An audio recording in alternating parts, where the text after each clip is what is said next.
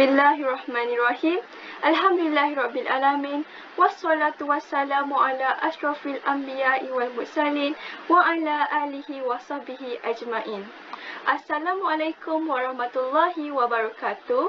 Salam sejahtera buat hadirin-hadiran yang saya hormati sekalian. Bersyukur kehadrat ilahi, dengan izin Allah Subhanahu Wa Taala, kita dapat bertemu pada hari ini bagi membincangkan forum buat pertama kalinya. Saya Alisha Izmatul Safia binti Aminul Izmir, pelajar Diploma Pendidikan Awal Kanak-Kanak sebagai moderator kita pada hari ini. Dan pada hari ini, kita akan membincangkan berkenaan salah satu isu yang boleh dikatakan selalu dipertengahkan oleh sesetengah masyarakat, iaitu mengenai alam sekitar. Salah kita sendiri ke atau salah orang lain sebagai masyarakat yang tidak mengambil peduli mengenai alam sekitar di negara kita ini? Izinkan saya mengulas terlebih dahulu tajuk forum kita, iaitu menjaga alam sekitar, tanggungjawab bersama. Definisi untuk alam sekitar membawa maksud keadaan sekeliling atau lingkungan. Oleh itu, berdasarkan kepada terjemahan literal, perkataan alam sekitar adalah menuju kepada apa-apa sahaja yang melingkungi manusia. Para hadirin sekalian, alam sekitar berada di kedudukan paling atas dalam rantai kehidupan. Hal ini demikian kerana alam sekitar memainkan peranan yang penting apabila menjadi tempat pengimbasan oksigen serta pengumpulan karbon dioksida, dan ia juga menjadi tempat tinggal untuk flora dan fauna. Mutakhir ini, kita dapat melihat pelbagai masalah berkaitan tentang pencemaran alam sekitar. Definisi pencemaran menurut Kamus Dewan Bahasa dan Pustaka mengatakan bahawa pencemaran adalah salah satu perbuatan yang mencemarkan kebersihan alam sekeliling dengan mengotorkan alam. Maka, sesuatu yang pada asalnya bersih dan dapat digunakan dengan baik dan selamat telah menjadi kotor dan mendatangkan mudarat apabila digunakan. Oleh itu, bagi membincangkan masalah ini dengan lebih spesifik dan bermaklumat, saya memperkenalkan 3 orang ahli panel kita yang cantik, bijaksana, lagi berkarisma dan bakal merungkai segala persoalan dan perspektif dalam forum ini dengan lebih mendalam pada hari ini. Baiklah, sidang hadirin sekalian, untuk membicara tajuk forum kita pada hari ini, tanpa membuang masa, saya memperkenalkan ketiga-tiga ahli panel kita. Jadi, kita mula dengan dari sebelah kanan saya yang merupakan seorang ahli panel kita yang sangat sopan santun selaku penguatkuasa punca-punca tetap PKAS Grade C41. Dan beliau merupakan ahli panel kita yang pertama, iaitu Cik Nurin Afifah binti Saleh. Bunga Dahlia, bunga sena, apa khabar orang di sana? Terima kasih kepada moderator. Saya dalam keadaan baik saja. Alhamdulillah. Seterusnya, saya akan memperkenalkan ahli panel kedua kita yang mempunyai senyuman yang cukup manis yang bersebelahan dengan Cik Nurin. Panel pertama iaitu Cik Nur Azhar Afifah binti Muhammad Yusof selaku wakil daripada Jabatan Perhutanan Negara. Selamat datang, Cik. Cik, apa khabar? Alhamdulillah, khabar baik saudara moderator. Alhamdulillah. Berada di sebelah ahli panel yang kedua tak lain tak bukan tentulah ahli panel kita yang ketiga, iaitu Saudari Masyitah binti Zulkifli selaku wakil siswi pendidik daripada KPTM Kota Baru, Kampus Ilmu Khas. Walaupun nampak pemalu, malah petah bicaranya. Apa khabar saudari? Alhamdulillah, saya berada dalam keadaan yang baik saja. Maka saya berada di sini bersama saudari dan para hadirin. Salam forum buat semua. Alhamdulillah, saya mendoakan agar semua berada dalam keadaan baik sahaja di sana. Selamat datang saya ucapkan. Baiklah, semua yang berlaku mesti ada punca, kesan dan usaha yang perlu dipertengahkan. Begitu juga dengan isu yang kita akan bahas ini. Terdapat pelbagai pendapat yang berkaitan dengan isu ini. Jadi, saya menjemput ahli panel kita yang pertama yang selaku penguatkuasa punca-punca tetap PKAS Grade C41 iaitu Cik Nurin Afifah binti Saleh bagi menyampaikan punca-punca alam sekitar. Dipersilakan. Terima kasih diucapkan kepada saudari moderator. Saya ingin menjawab persoalan yang dikemukakan oleh saudari tadi, iaitu berkaitan dengan punca-punca pencemaran alam sekitar. Punca-punca yang diwartakan sebagai penyebab pencemaran alam sekitar terbagi kepada dua jenis, iaitu pencemaran yang disebabkan oleh faktor semula jadi dan pencemaran yang disebabkan oleh faktor manusia. Saya merujuk pencemaran akibat aktiviti manusia sebagai perbincangan.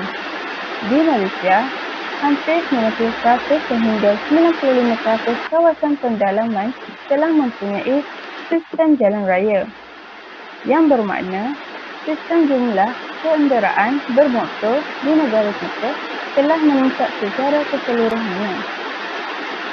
Rujukan saya seterusnya ialah pencemaran laut.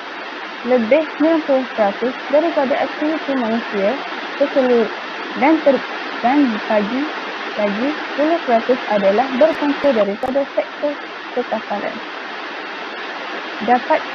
Dapatan ini didapati berdasarkan kajian Persatuan Pencipta Alam yang bertajuk Tumpahan Minyak yang merancuni perairan Malaysia yang telah disiarkan dalam majalah Dewan Kosmik pada tahun 1955.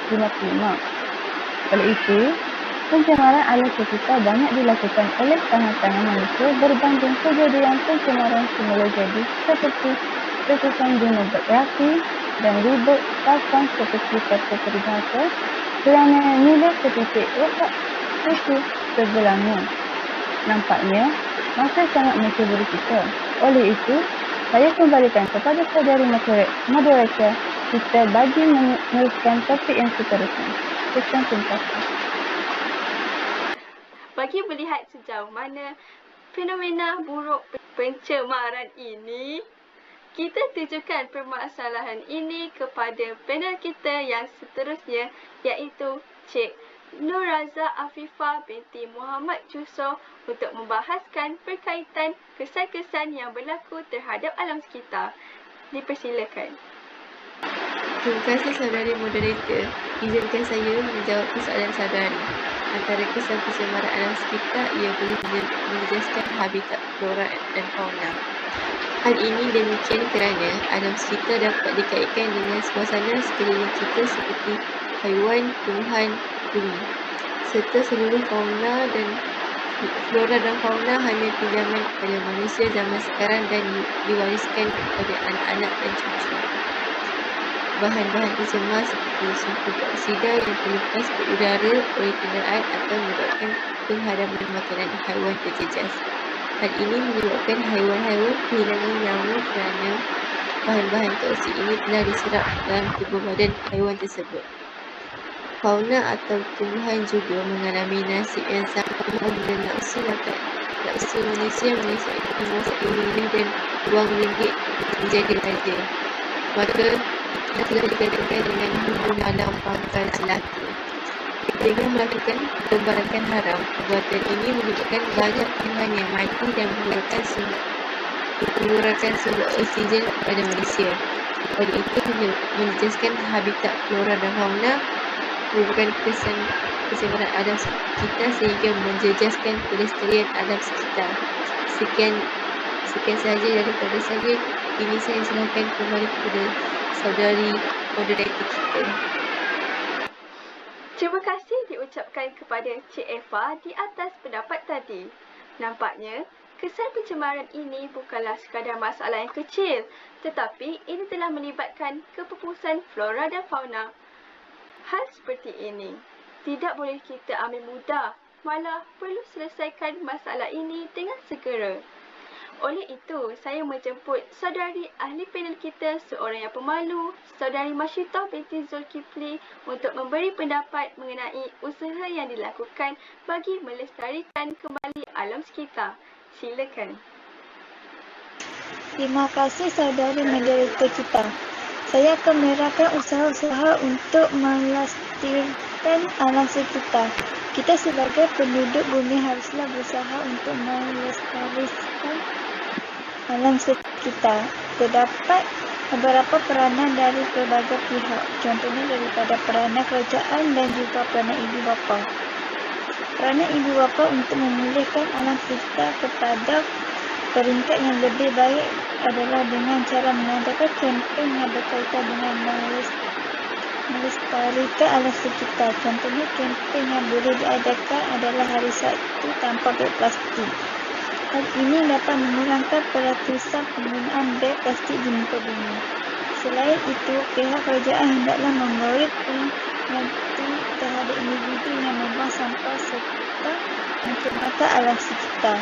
Contohnya, kadar denda yang dikenakan sebanyak RM200,000 secara minimum dan RM1 juta serta diwajibkan dipenjara. Seterusnya, ibu bapa juga perlu memberikan pelayanan terpenting dengan menunjukkan teladan yang baik kepada anak-anak. Contohnya, menunjukkan cara yang betul untuk membuang sampah serta memastikan sampah mengikut jenis-jenisnya. Ini ibu bapa harus mendidik anak-anak untuk menjaga alam sekitar. Contohnya, melakukan aktiviti menanam pokok di halaman rumah. Hal ini dapat mengurangkan pemanasan global di muka bumi ini. Kita sebagai penduduk bumi haruslah berusaha untuk melestarikan alam sekitar. Saya kembalikan masjid ini kepada saudari moderator kita. Terima kasih diucapkan kepada saudari Masyitah atas pendapat tentang usaha-usaha untuk mengembalikan kelestarian alam sekitar. Harapan saya agar pihak masyarakat memberi sokongan terhadap usaha-usaha yang diberikan oleh ibu bapa dan juga kerajaan. Setelah kita mendengar ketiga-tiga ahli panel mengupaskan tajuk forum berkaitan tajuk kita iaitu Menjaga Alam Sekitar Tanggungjawab Bersama, saya ingin mengajukan soalan ini kepada ahli panel kita yang pertama iaitu Cik Nurin. Bolehkah Cik menyatakan apakah kepentingan yang dapat kita peroleh apabila kita menjaga alam sekitar? Terima kasih sekali lagi kepada saudara moderator kita kerana sudi mengajukan soalan kepada saya sebentar tadi. Seperti kita maklum ya, penonton semua, alam sekitar sangat penting dalam kehidupan harian kita. Alam sekitar yang tidak tercemar memberikan kita satu suasana yang selesa dan menyenangkan apabila kita menjaga kepentingan alam sekitar. Contohnya, tidak membuang sampah ke dalam sungai. Maka sudah pasti sungai itu tidak akan tercemar. Malah, kita juga akan dapat menikmati keindahan sungai dan kejernihan airnya. Saya rasa itu saja penjelasan daripada saya. Saya serahkan kembali kepada saudari moderator kita. Kita silakan. Demikianlah pandangan dari para panel kita tentang masalah ini. Semoga maklumat yang diperolehi dalam majlis ini dapat memberi kesedaran kita yang dapat disimpulkan dari semua pandangan ini ialah kesedaran masyarakat amatlah penting bagi mengurangkan masalah yang mengancam nyawa dari kehidupan bersama. Menghargai, memelihara dan memelihara merupakan tanggungjawab kita bersama. Hal ini kerana kita semua hidup dalam satu bumi dan bawah langit yang sama, malah kita hendaklah berusaha meminat kembali kehidupan yang lebih berkualiti, bersih, segar dan cantik. Bermula dengan menghargai dan memelihara alam sekitar. Mak kata pepatah, hendak 1000 daya, tak hendak 1000 upaya. Saya akhiri forum kita pada hari ini dengan serangkap pantun, iaitu bunga dedap di atas para, anak dusun pasang pelita. Kalau tersilap tutur bicara, jemari disusun maaf dipinta. Sekianlah perbincangan kita pada hari ini. Saya sudahi dengan wabillahi taufiq wal hidayah. Wassalamualaikum warahmatullahi wabarakatuh.